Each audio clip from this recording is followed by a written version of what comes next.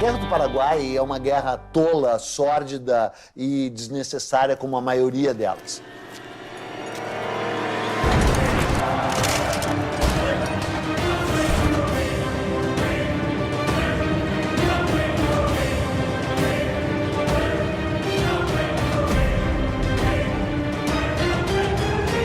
Uma guerra, a primeira vítima é a verdade.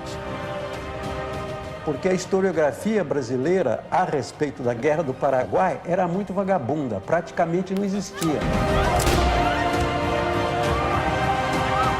This is the most devastating war in post-colonial South American history. Aquilo foi um genocídio. Nós não tivemos o genocídio como intenção, mas nós tivemos o genocídio como efeito.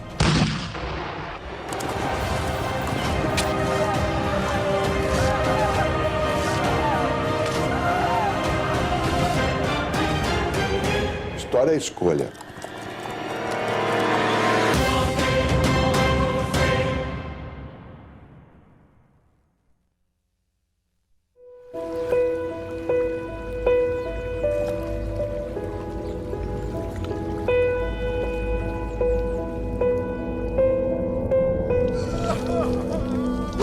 Depois de 40 anos independente de Portugal, o Brasil é um gigante. Rural, pobre, analfabeto e escravo.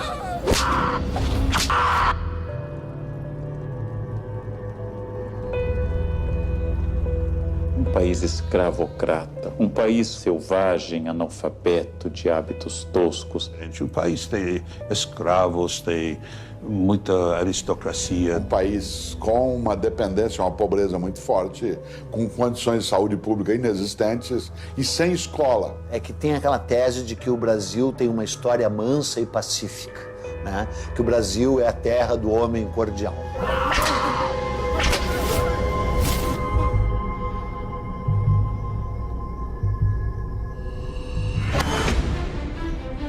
Em 1864, o Brasil é uma monarquia controlada por um homem de 38 anos, que está no trono desde os 14. Dom Pedro II.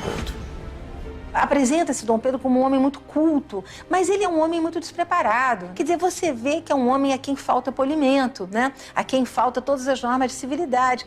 É um caipirão brasileiro. Pedro é um homem que tinha ideais e projetos, mas de fato não tinha vocação de governo. O Brasil enfrenta uma grave crise econômica e o sul do país começa a trazer notícias preocupantes.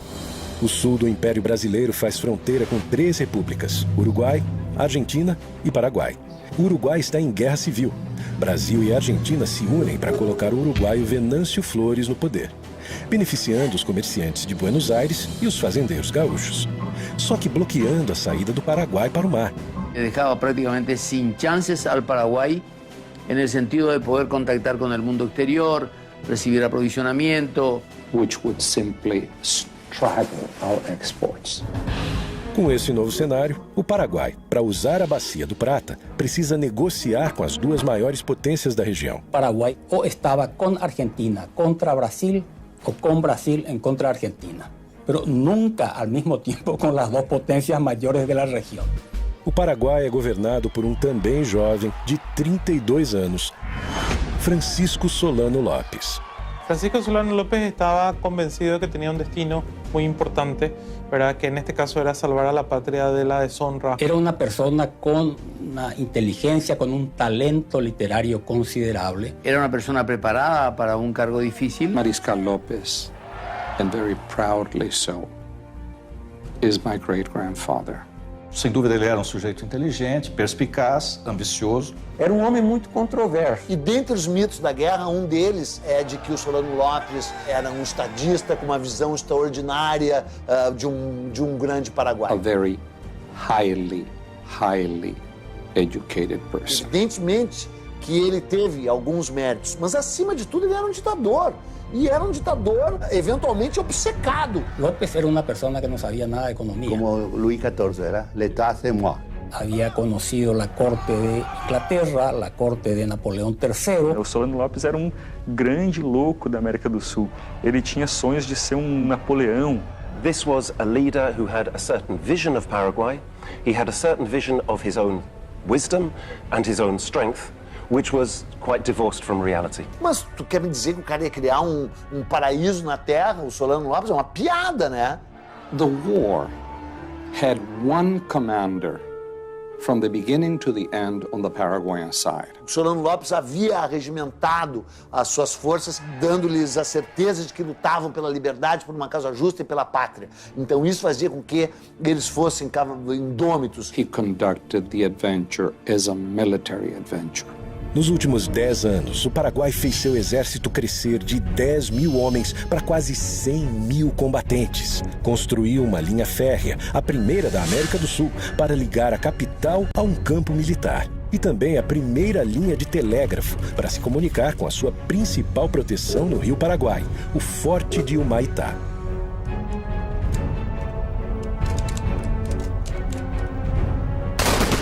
Porque tuvo todo el poder en sus manos y no midió exactamente sus limitaciones. Antes de atacar, Solano Lopes tenta conversar com o Brasil. He sends a letter off to Dom Pedro and asks Dom Pedro to honor his agreement. Mas Dom Pedro II não responde à carta que Solano Lopes envia. That is when Paraguay is forced to take action.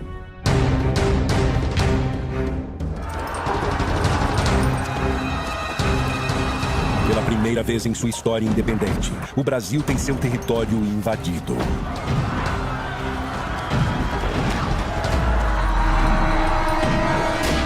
Através do Rio Paraguai, os soldados invadem Corumbá, no Mato Grosso.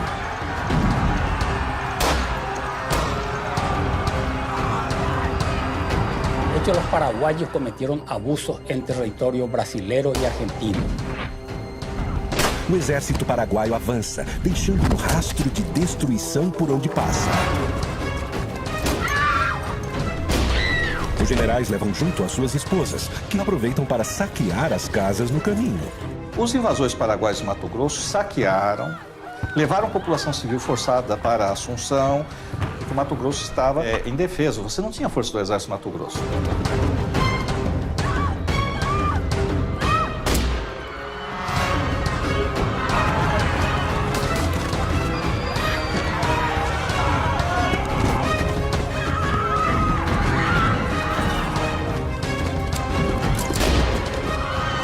Outra frente do exército chega ao Rio Grande do Sul e toda a cidade de Uruguaiana foge.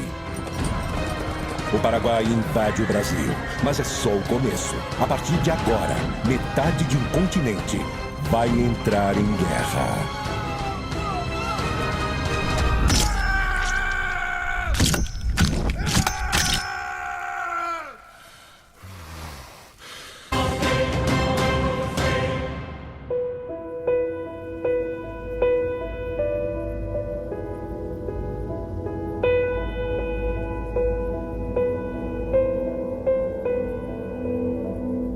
Pressionado pelas tensões políticas do Rio da Prata, Solano Lopes está em guerra com o Brasil. Em 12 de novembro, ele sequestrou o governador do Mato Grosso que passava pelo Rio Paraguai. E no final de dezembro, invadiu, saqueou e dominou cidades do Mato Grosso e do Rio Grande do Sul. Há uma série de especulações e teorias de quais seriam os reais motivos por trás do conflito. Economically speaking, it was the most successful economic story in all of Latin America. In reality, Brazil is already the power. In terms of population, in terms of economy, in terms of resources, Brazil is the power. There was no balance of power. A mí me parece que Paraguay era un mal ejemplo y era un lugar donde no entraban. A história mais maluca de todas da Guerra do Paraguai é esse mito de que o Paraguai era uma potência em crescimento. Eu me pergunto como a gente acreditou por tanto tempo nisso. Porque a historiografia brasileira a respeito da Guerra do Paraguai era muito vagabunda, praticamente não existia. O Paraguai não era um modelo de desenvolvimento para a região. Tinha uma população que era o dobro da do Uruguai, só que o comércio exterior dele era 6 vezes menor. Há uma teoria muito divulgada pela esquerda no governo militar brasileiro de que a Inglaterra tinha medo do crescimento paraguaio e por isso financiou a guerra. Inglaterra está construyendo un imperio mundial y no hay lugar en el planeta que le sea indiferente. Paraguay, as I said, is dependent on British technology. It is dependent on British money. Paraguay had not shut out Britain. Porque Paraguay ha desarrollado una autonomía que el gran imperio británico no puede aceptar. Tenía rasgos de protocomunismo, ¿no? Porque, por ejemplo, distribuyeron tierras a todos los habitantes, casi de estalinismo del siglo XIX, digamos. Allí donde hay la posibilidad de crear un mercado para las mercaderías que fabrica la Revolución Industrial. O mercado consumidor paraguaio não existia. A população não tinha poder aquisitivo, não existia um mercado consumidor. Segundo, mesmo que existisse, qual a lógica de você fazer uma guerra para abrir o mercado consumidor e destruir esse mercado? Não tem lógica. Appetite for some of the wealth that Paraguay had. Isso é ridículo porque o Paraguai não estava se industrializando, não tinha indústria pesada, não tinha nem indústria leve, quer dizer, não tinha indústria. Ponto. A arrecadação anual do Paraguai era de menos de 1 milhão de libras esterlinas. Brasil, Argentina e Uruguai juntos arrecadavam mais de 50 milhões. Argentina had an economy that was dependent on loans, and Brazil had an economy that was dependent on slavery. El imperio brasilero era esclavista, en la República Paraguay también era esclavista. Solo que había menos esclavos en el Paraguay, un porcentaje menor de la población. Há também outra versão que coloca Solano Lopes como louco, um Napoleão das Américas. O Solano Lopes, ele tinha delírios megalomaníacos. Ele queria fazer um grande Paraguai, pegando parte do Brasil, parte da Argentina e o Uruguai. All decision-making in Paraguay was centered upon himself. Os únicos papéis, documentos que a gente tem da época mostram que a Inglaterra tentou conter as maluquices do ditador Solano Lopes. Tem um Solano Lopes que é o ditador. Mas tem um Solano Lopes que é um ditador e que age com uma racionalidade. A Inglaterra não financiou a guerra. Tampouco o ditador paraguaio era louco. Invadir o Brasil é a opção que Solano Lopes encontra para negociar com o gigante vizinho. Na época, você atacava um país e a vitória era conquistar a capital inimiga. Obviamente, era inviável ao Paraguai conquistar o Rio de Janeiro. Solano Lopes manda seu exército tomar o sul do Mato Grosso, região que quer anexar ao território paraguaio, e o Rio Grande do Sul, para chegar até o Uruguai. Assim, ele tem mais força para negociar com Dom Pedro II e restabelecer a sua saída para o mar. Se ele não invadisse o Brasil, ele não teria causado a guerra. Só que Dom Pedro II não se rende e, em vez de negociar com Lopes, procura Bartolomeu Mitre, presidente da Argentina, e Venâncio Flores, presidente que colocou no poder no Uruguai, e forma, em 1º de maio de 1865, a Tríplice Aliança entre Brasil, Argentina e Uruguai. La Triple Alianza no quería saber absolutamente nada. Había que liquidar a Solano y lo que él representaba. Agora, oficialmente sozinho, Solano Lopes tem duas opções: negociar uma trégua e recuar sem derramamento de sangue, ou atacar os navios brasileiros que bloqueiam a sua saída para o mar. 11 de junho de 1865, Corrientes, Argentina. Começa a maior batalha naval da história da América do Sul. A formação dos estados na região da Bacia do Prata é a grande causa da Guerra do Paraguai. A Bacia do Prata é constituída pelas águas dos rios Paraguai, do gigante rio Paraná, que vem do Brasil, e do rio Uruguai.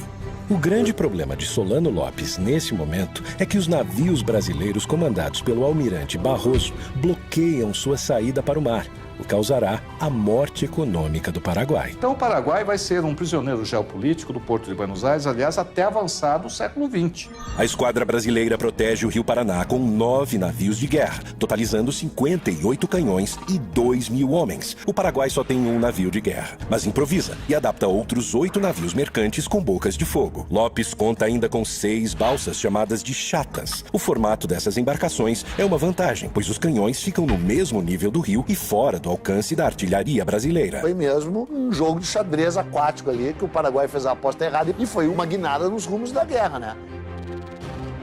9 navios brasileiros na margem do Riachuelo.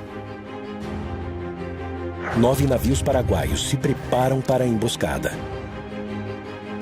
O Paraguai prepara canhões na margem do rio e a ordem de Solano Lopes é que seus soldados invadam os navios e capturem a esquadra brasileira para o Paraguai. O Paraguai tinha que acertar 100% e o Brasil errar 100%. Então os navios estavam imobilizados, não tinha como se mover, e boa parte da tripulação estava dormindo.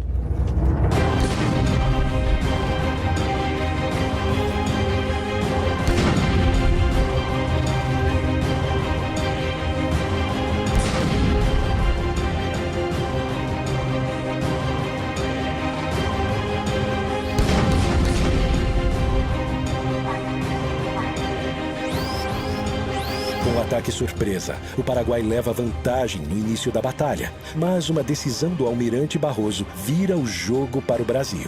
Inspirado pelo ariete, uma antiga máquina de guerra usada para romper muralhas e fortalezas, Barroso aproveita as embarcações brasileiras revestidas de aço para estraçalhar a esquadra inimiga. Ele parte para cima dos vapores paraguaios e muda o rumo da batalha.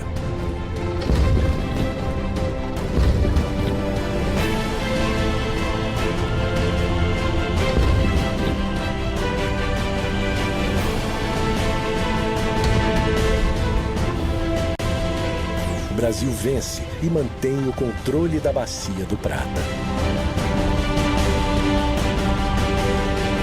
Anos depois, Dom Pedro II manda produzir um quadro épico sobre a batalha. E embora o quadro seja maravilhoso, ele cheira mofo historiograficamente falando, né? Não foi assim que as coisas se passaram ali. Toda a história é fabricada. O Dom Pedro espertamente tentou fabricar a história brasileira, a sua versão oficial, que a gente continua acreditando até hoje, né? Saldo da Batalha do Riachuelo. O Paraguai tem 4 navios e 6 chatas afundadas e cerca de 300 mortos em combate. O Brasil tem um navio afundado e perde 100 homens. Os aliados mantêm o controle na Bacia do Prata e Solano está acuado em seu território.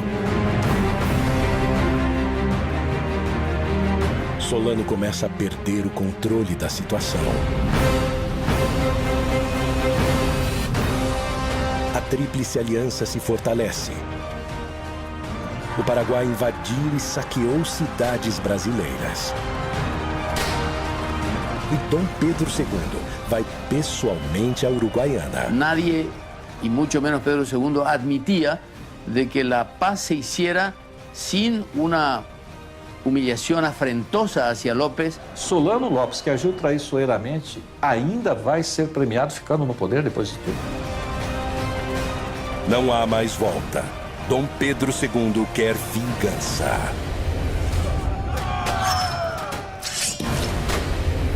Quem vai invadir o Paraguai agora é o Brasil. Para completar o exército brasileiro, Dom Pedro II cria a campanha Voluntários da Pátria, homens que se alistam para lutar no Paraguai.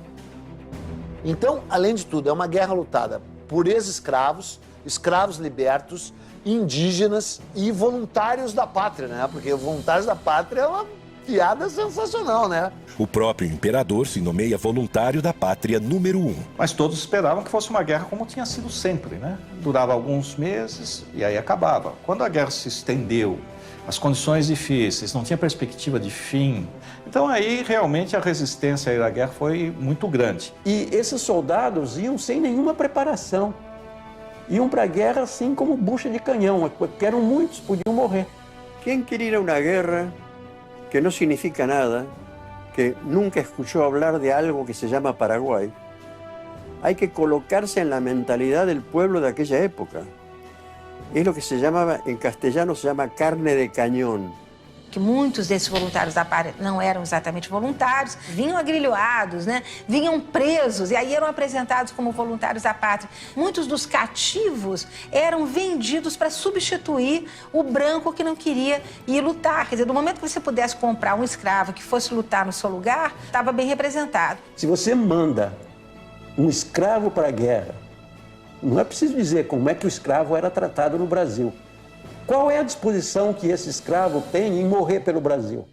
Na Argentina, um problema ainda mais grave. Os governantes de Buenos Aires ordenam a toda a população pobre que entre na guerra. En la resistencia del pueblo argentino a ir a la guerra del Paraguay, murió más gente aquí adentro que en el frente de batalla. A população das províncias mais afastadas se nega a ir lutar em nome do povo argentino. En ese momento histórico, no se puede hablar de pueblo argentino.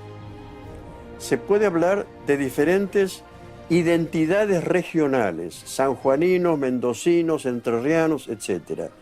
Porque no existe la conciencia nacional. De hecho, muchos hijos de hombres notables y de la burguesía se enrolaron. El hijo de Sarmiento, que era el vicepresidente, se enroló a los 21 años, murió en Curupaytí. Sarmiento odiaba a los paraguayos y tuvo expresiones terribles, como exterminar ese pueblo. Creo que la guerra de la Triple Alianza no le hizo ningún bien a la Argentina, que más bien la cargó de vergüenza.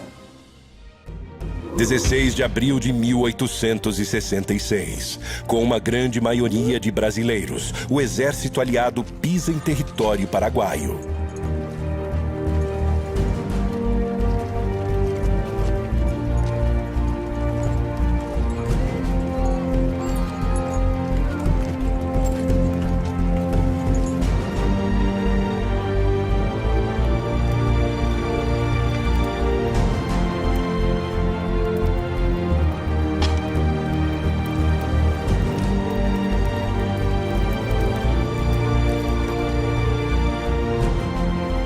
O Brasil, sem sofrer resistência, monta seu acampamento militar.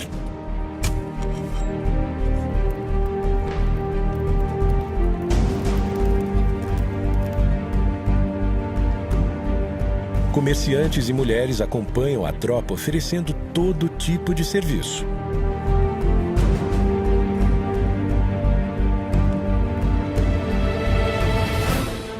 Mas o Paraguai não se rende e quer expulsar os invasores.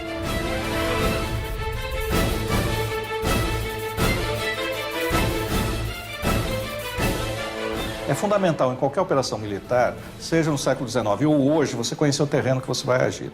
E não se conhecia o terreno. O acampamento militar fica na entrada do país, a 300 quilômetros da capital, Assunção, com uma imensidão desconhecida e pantanosa pela frente. Mas não se tinha um mapa do interior do Paraguai, devido ao isolamento paraguaio. Ninguém conhecia o que era o interior do Paraguai, só se conhecia Assunção.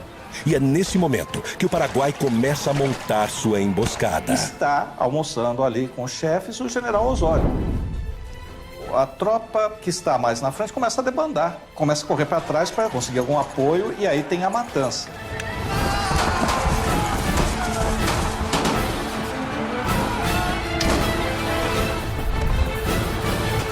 Em 24 de maio de 1866, os paraguaios invadem o acampamento brasileiro.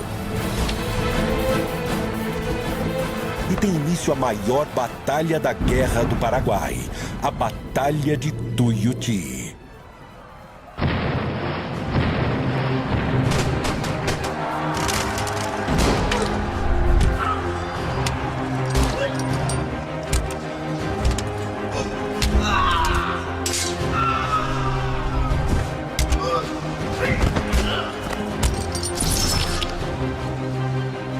Com o ataque surpresa, o Paraguai leva vantagem no início do confronto.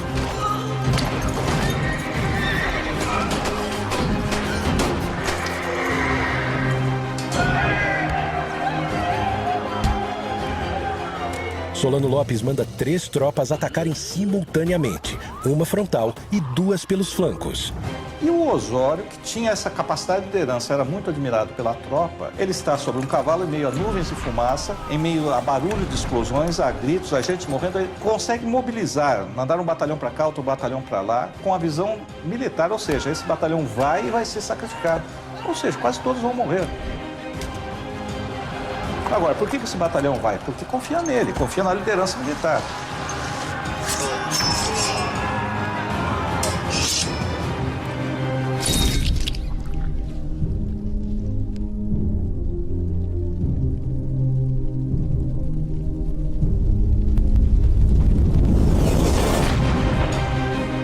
Então ele consegue distribuir e consegue reverter a guerra.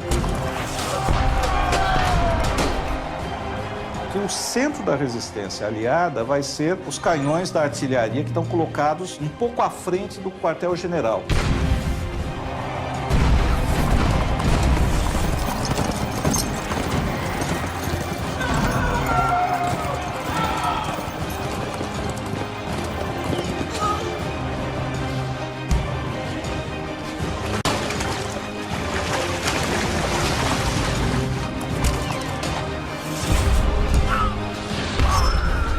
Tem que lembrar que a guerra é uma coisa selvagem. O sujeito vai matar o outro, ele não está filosofando.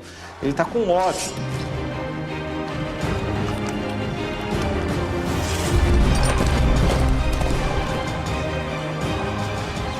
mas ali morrendo no charco, morrendo no pântano, chafurdando, literalmente chafurdando, estavam povos de etnias que não tinham nada a ver com aquilo diretamente.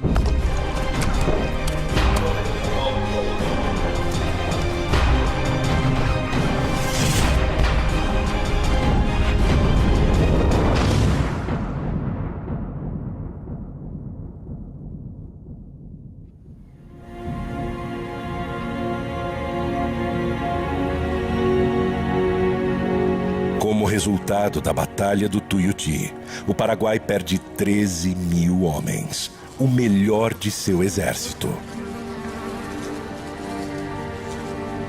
Os aliados, juntos, perderam 4 mil homens. Mas não há motivos para comemorar.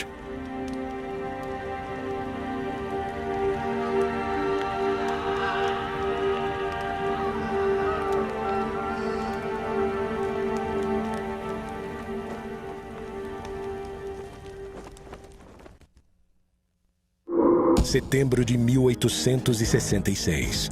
O Brasil continua acampado em Tuiuti e o Paraguai se protegendo no quadrilátero em volta da fortaleza de Humaitá. O Brasil teve que lutar contra uma fortaleza que ele próprio tinha construído para os paraguaios, né? E que se sabia inexpugnável. A fortaleza de Humaitá é a grande proteção do Rio Paraguai. Para chegar em Assunção, é preciso passar por ela. Construída anos antes com a ajuda de militares brasileiros, a fortaleza é um complexo defensivo composto do forte, da igreja, e o rio era cercado com grossas correntes de ferro para impedir a passagem de navios brasileiros. Mas a fortaleza de Humaitá não é o maior obstáculo que o exército brasileiro tem pela frente. Em todos os casos, a maior parte das mortes foi causada não em combate, mas foi causada por cólera, por doenças, fome e frio. As condições dos hospitais militares são péssimas, desumanas, sem nenhuma estrutura. E brigas e indisciplina no acampamento são frequentes. Não há liderança.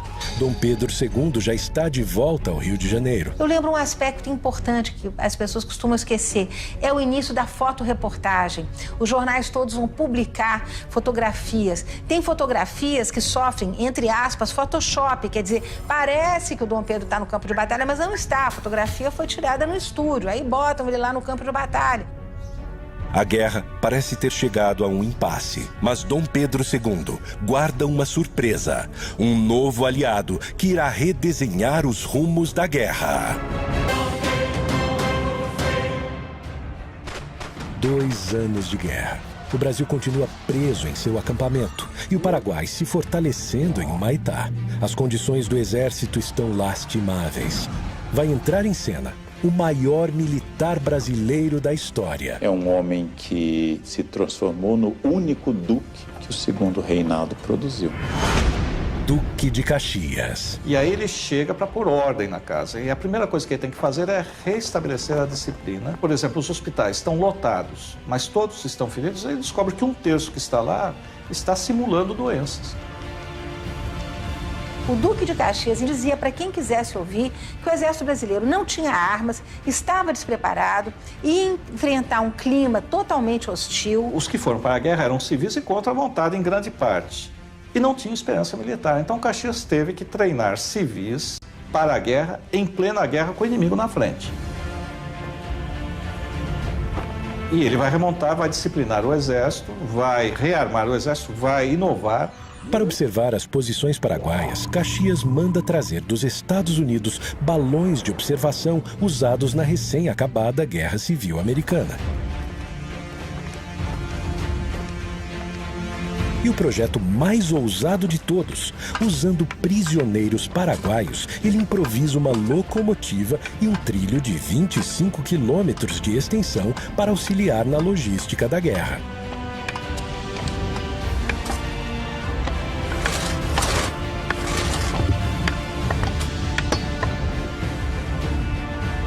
Vai começar a série de batalhas conhecida no Brasil como Dezembrada e no Paraguai como Dezembro Negro. Caxias precisa tomar Assunção e para isso conta com 20 mil brasileiros e 5 mil argentinos. O Paraguai protege a capital com 5 mil homens. A esquadra brasileira derruba a fortaleza de Humaitá. Foi uma batalha terrível por uma fortificação que a engenharia militar brasileira cedeu ao Paraguai anos antes, já naquele barril de pólvora que era aquela bacia do Prata inteira ali, né? Às margens do rio Itororó, a primeira batalha que o Paraguai resiste bravamente. Quem ataca nessa guerra até um determinado momento leva desvantagem. Porque o terreno não era favorável ao ataque, era favorável à defesa. 5 dias depois, Caxias avança sobre o rio Havaí, numa batalha épica, retratada posteriormente por Pedro Américo. Por fim, em Lomas Valentinas, Caxias destrói o que resta do exército paraguaio. Depois de um tempo, virou a guerra do Brasil contra o Paraguai, né? E o Brasil a manteve deliberadamente. 1º de janeiro de 1869, Caxias toma a capital Assunção. Mas a cada investida de Caxias, Solano foge, montando acampamento com seus filhos e sua esposa, Elisa Lynch. A irlandesa Elisa Lynch é a primeira dama do Paraguai. Ela acompanha Solano Lopes em quase todos os momentos da guerra. Ajuda com suas habilidades de enfermagem, mas não abre mão do seu luxo, nem nos acampamentos militares. Se conhecia o arte do buen vivir, a frivolidade, as expressões estético-culturais, etc. Solano a conheceu 10 anos antes da guerra, na agitada vida noturna de Paris.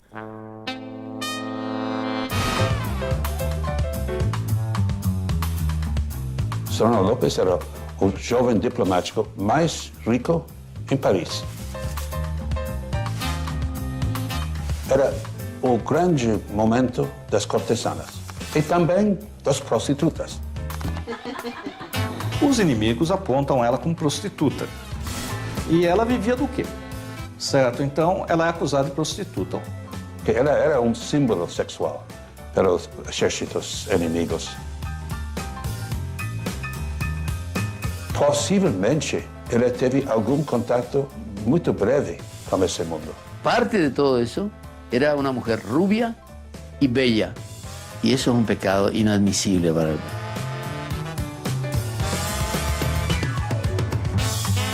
Até onde a gente sabe, Solano Lopes não teve uma relação de fidelidade com ela, não foi uma relação de monogamia. Num primeiro momento, talvez ela fique interessada por ele, pelo exotismo, mas num segundo momento eu acho que realmente ela se apaixona por ele e realmente é uma relação real, certo? Não é uma relação por interesses monetários, embora ela tenha saído rica dessa relação. Anos depois da guerra, Elisa escreve um manifesto onde se defende das acusações sobre o seu passado. Durante largo tempo, quedé en profundo silencio. Aunque mi nombre ha sido explotado durante años por ciertas personas que me tenían como un prototipo de la prostitución y del escándalo, como si fuera una bestia humana que se complace y se deleita con el exterminio de una sociedad. No mesmo manifesto, ela faz uma lista e reivindica a posse das terras que comprou enquanto primeira-dama. Só não explica com que dinheiro conseguiu comprar quase todo o Paraguai.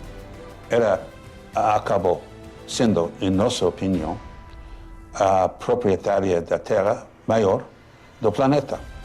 Todo o poder e terras de Elisa Lynch vem das mãos de seu marido. A grande maioria delas é adquirida nesse período em que a guerra já está praticamente decidida. Que sentido tinha seguir a guerra depois de 1868? Depois de 68 ele não vai ganhar, ele perdeu. Ele podia negociar a derrota. En 1868 la guerra estaba perdida, absolutamente perdida. Una guerra que obviamente ya para esa altura ya estaba perdida. Y cuando ya no había razones para seguir resistiendo, ¿para qué resistir? Solano Lopes dá ordens para que as cidades paraguaias sejam abandonadas à medida em que o exército inimigo avança. Assim, ele pretende evitar a vingança brasileira e um massacre ainda maior. Ele dá ordens da população civil sair, para os aliados não terem acesso a comida, a apoio, a informações. Só que essa população civil tem que sair, são basicamente o quê? Mulheres e crianças. Tem que sair forçadas, sem meio de transporte, sem comidas. Resultado, você tem uma mortandade da população civil que não tinha mais sentido militar. A destruição do Paraguai é feita pelos aliados? Evidentemente é feita pelos aliados, que estão avançando.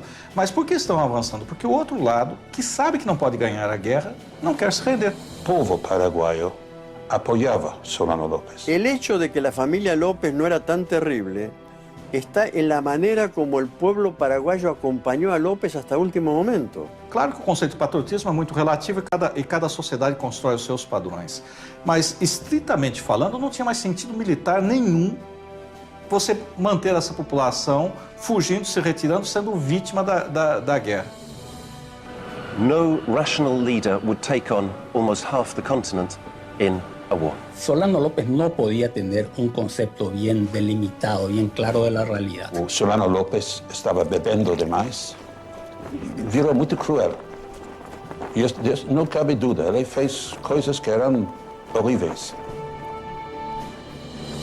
Então ele mandou, por exemplo, prender a mãe, as irmãs, matou um irmão sob tortura, o outro morreu por exaustão física devido à perseguição dele, matou dezenas de pessoas. É a onipotência, a arrogância e o desprezo pela vida das pessoas que estão subordinadas a eles. Eu acho que nesse sentido Solano López é igual a Stalin, que é igual a Hitler. Janeiro de 1869. Com a capital tomada, o Paraguai não representa mais perigo aos aliados da região do Prata. E para Caxias, é o fim da guerra. Tem uma frase do Caxias que diz que ele não era coveiro. Para vencer a guerra do Paraguai, como se pretendia, teria que matar o último paraguaio no ventre da sua mãe.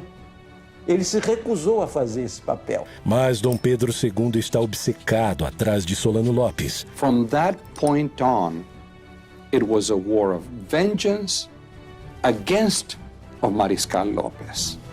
Sem Caxias, o comando vai para o seu genro, o francês Conde de.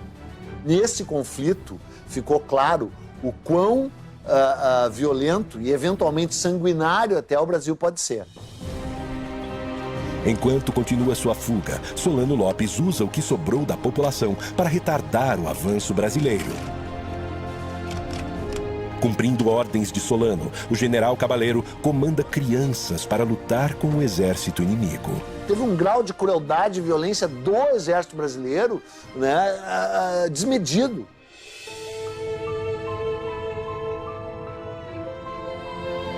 Y porque ella era la última reserva, no tenía más hombre. Paraguay no tenía hombre. Fanatismo de resistência paraguaio, né? Manda crianças para lutar contra o exército e de como esse exército aceita a luta e mata essas crianças. Dice que esos niños de Acostañú fueron el escudo para proteger a Solano López. Eso demoró el avance del ejército aliado. Y sí, fue eso.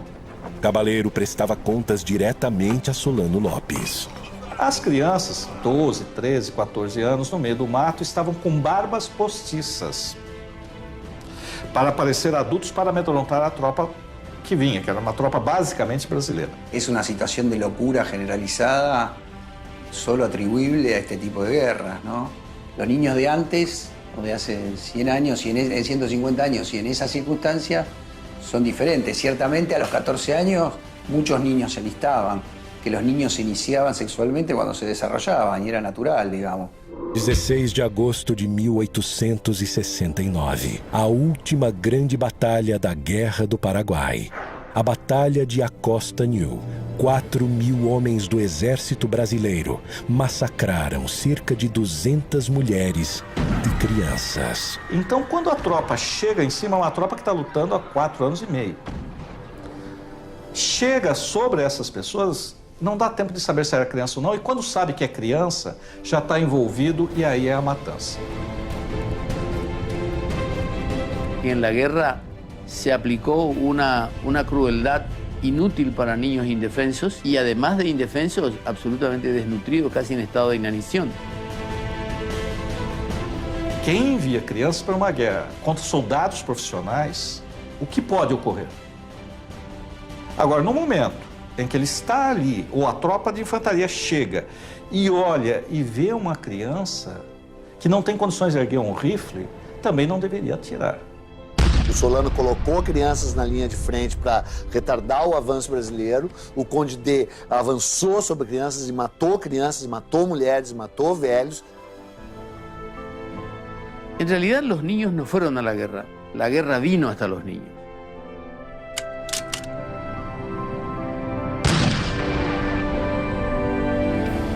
Só há culpados, não há inocentes nessa história aí, né?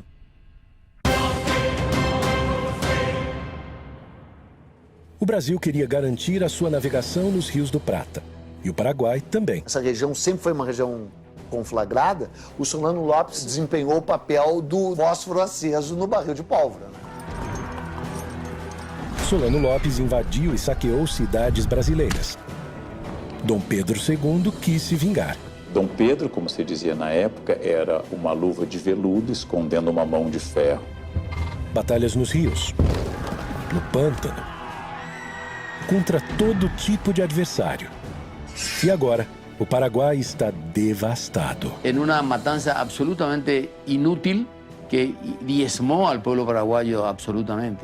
Os números mais fiéis indicam que o Paraguai tinha uma população em torno de 500 mil pessoas antes da guerra. Doenças e combates foram responsáveis por mais de 300 mil mortes, 60% da população. Do lado brasileiro, com uma população de 9 milhões de pessoas, morreram cerca de 75 mil brasileiros, menos de 1% da população.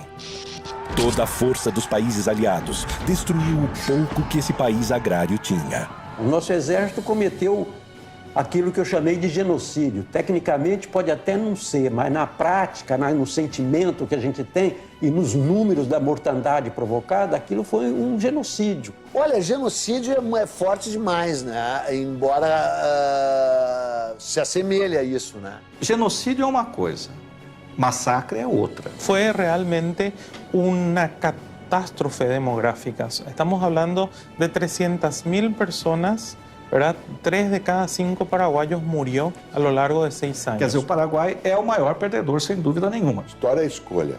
Chamar de genocídio dependerá do momento. Usá-lo com propriedade, no meu entender, em relação à Guerra do Paraguai, de onde foi a intenção, jamais. Onde nós chegamos, sem dúvida.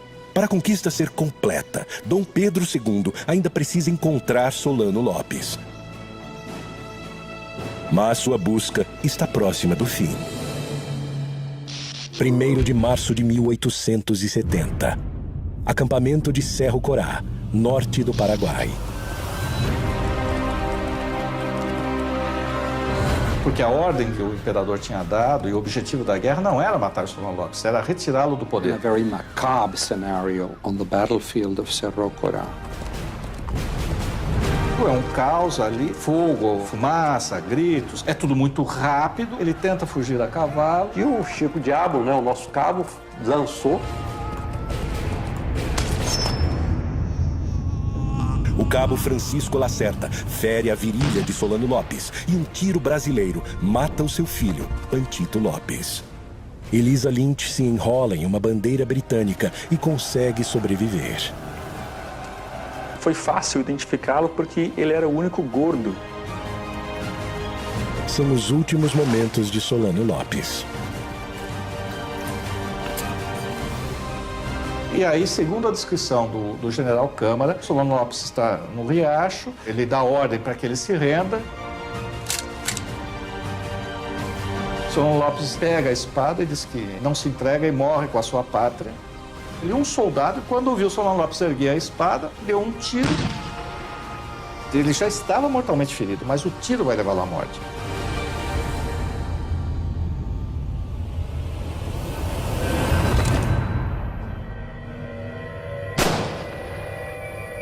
Um verdadeiro patriota leva a sua pátria ao fim. Faltava perguntar se a pátria queria morrer com ele. E chega ao fim a Guerra do Paraguai. General Câmara leva a honra de capturar o ditador. Também leva a irmã de Solano Lopes e tem com ela uma filha.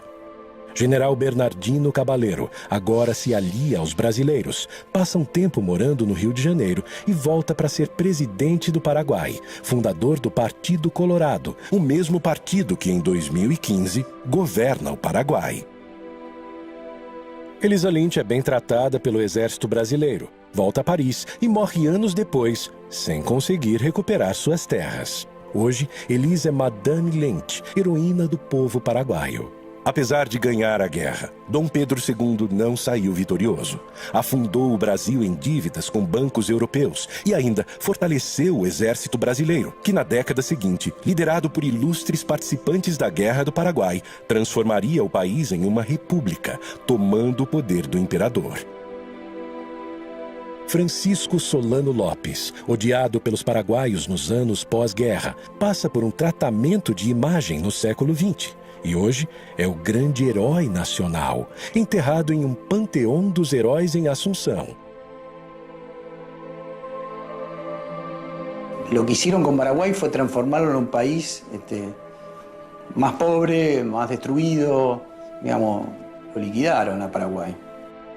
Todos perdieron finalmente, todos calcularon mal. It's time to be honest with our past and sincere with our own history. Es un golpe muy serio para la monarquía brasilera, que reveló una gran ineficacia en el manejo militar.